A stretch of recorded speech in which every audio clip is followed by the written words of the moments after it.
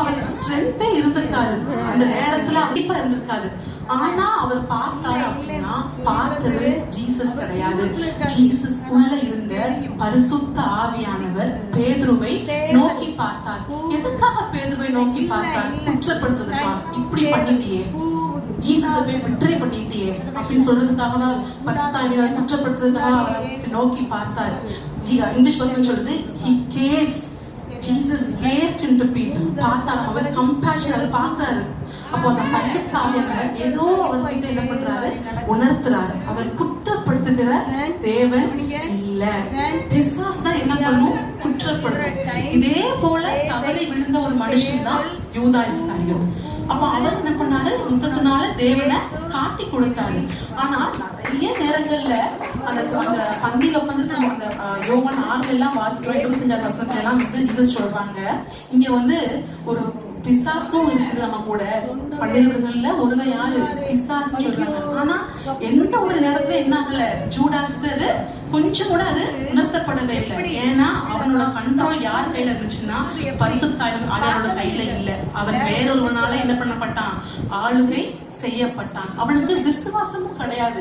Jesus சொல்றாங்க, John 6ல வாசிக்கிறோம், இருக்கவல்ல 12 பேர்ல விசுவாசம் உள்ளவங்களும் இருக்கிறீங்க, விசுவாசம் இல்லாதவங்களும் இருக்கான் அப்படின்னு சொல்லிட்டு யாரை குறிச்சு பேசாரு அப்படின்னா தன்னை காட்டி கொடுக்க போகிற யூதாசை குறிச்சு அவன் விசுவாசம் இல்லாதவன் என்று சொல்லுகிறார். தொடர்ந்து நம்ம பார்த்தோம் அப்படின்னா யோவான் 6:65ல ஜீசஸ் சொல்றாங்க, பிதாவின் அருளை பெறாவிட்டால் ஒருவனும் என்னிடத்துல வர முடியாது அப்படின்னு சொல்லி என்ன சொல்றாங்க, ஜீசஸ் சொல்றாங்க. அப்ப பிதாவின் அருள் அப்படின்னா, அருள்னா இட் இஸ் a gift.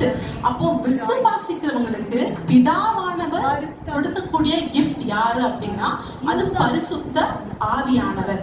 அப்போ முதல்ல யூதாஸ் விசுவாசிக்கிறார், அடுத்தாப்புல அதனால அவனால என்ன பண்ண முடியாது, பரிசுத்த ஆவியானவரை என்ன பண்ண முடியாது, எந்த வகையிலையும் he cannot be controlled by the Holy Spirit. அவன் முழுக்க பிசாசால என்ன பண்ணப்பட்டான், ஆட்கொள்ளப்பட்டான். அதனாலதான் யோவான் 16:11 சொல்லு, இந்த உலகத்தின் அதிபதி நியாயம் தீர்க்கப்பட்டபடியினால் அவன் என்ன பண்ணான், யூதாசை நியாய தீர்ப்புக்கு நேராக அவனை கண்டித்தான். அப்போ நீ குற்றவாளி, நீ மாசற்ற ரத்தத்தை நீ காட்டி கொடுத்துட்டேன்னு சொல்லிட்டு யூதாசை குற்றப்படுத்தி என்ன பண்ணா, ஜீசஸ்க்கு நேரா ரிப்பெண்டன்ஸ்க்கு நேரா திருப்பாம என்ன பண்ணிட்டான் அப்படின்னா அவனை நாண்டு சாவர அளவுக்கு என்ன பண்ணான், அவனை நியாயம் தீர்த்துட்டான். He was not controlled by the Holy Spirit. He was controlled by the evil spirit. ஆனா பேதுரு அப்படி இல்ல, ஜீசஸோடயே கூட இருந்தாங்க, ஜீசஸை விசுவாசிச்சாங்க. ஆனா he was weak in flesh. பயத்தினால என்ன பண்ணாங்க, ஒரு என்ன பண்ணாங்க, தவறி போனாங்க, பேக் ஸ்லைட் ஆனாங்க. அவங்களுக்கு என்ன பண்ண முடியல, அத பயத்தினால ஜீசஸை என்ன பண்ண முடியல, அக்செப்ட் பண்ணாம அங்க மறுதளிச்சாங்க. டினை பண்ண போது என்னாச்சு அப்படின்னா ஜீசஸ் மூலியமா பரிசுத்த ஆவியானவர் கண்களுக்குள்ளாக, பேதுருடைய கண்களுக்குள்ளாக நேரா பார்த்து அவரை குற்றப்படுத்தல. அவர் என்ன சொல்ல வந்தார் அப்படின்னா, ஞாபகம் இருக்கா, நீ குற்றப்பட்டு போகாத, டோன்ட் கிவ் அப், உன் மேல வைத்திருக்கிற அழைப்பு பெருசு. உன்னை அவர் என்னவா கூப்பிட்டு இருக்காரு, உன்னைய கற்பாறைன்னு கூப்பிட்டு இருக்காரு, சபையவே உன் மேலதான் கட்ட போறாரு. Don't give up, don't give up. செஞ்சிட்ட பரவாயில்லை, but come back to Jesus. Come back to Jesus. அவர் சொன்னார்ல உன்கிட்ட லூக் 22ல என்ன சொன்னாரு, நம்ம டிபிடி வெர்ஷன்ல பார்க்கலாம்.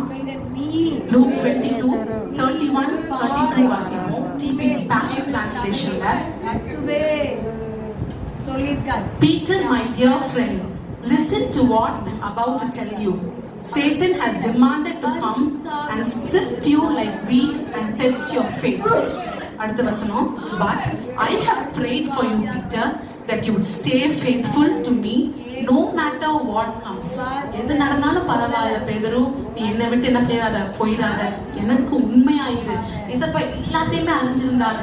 அப்ப என்ன சொல்றாங்க, that you would stay faithful to me no matter what comes. நீ தப்பே பண்ணாலும் பரவாயில்ல, don't give up, குற்றப்பட்டு போயிடாத, நான் உன்னை மறுபடியும் என்ன பண்ணுவேன், உன்னை ரிடீம் பண்ணிடுவேன், நான் உன்னை மீட்டு கொண்டுருவேன், நீ என்கிட்ட வந்தா போதும்னு சொல்லி என்ன பண்ணாங்க, அத சொன்னாங்க. Remember this offer after you have turned back to me, after you have turned back to me. இந்த வார்த்தையை கவனிங்க. அப்போ ஜீசஸ்க்கு என்ன ஆசை இருந்துச்சுன்னா, you have to come back to me. இததான் அங்க பரிசுத்த ஆவியானவர் என்ன பண்ணாங்க அப்படின்னா பேதுருக்கு உணர்த்தினாங்க.